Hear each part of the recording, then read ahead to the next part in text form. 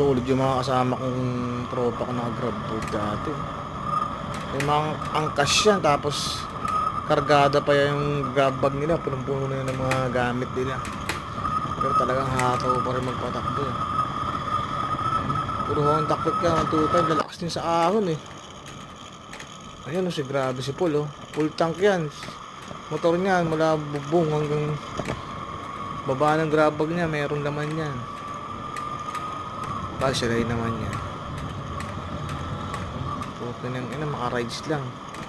Dala yung kalahati ng bahay. So dala ko tools lang. Yung pinanganganib na yung motor natin, may katandaan na rin. Baka bumigay. Nakakabangang pa si Ulol oh. Kasi din ang loob eh.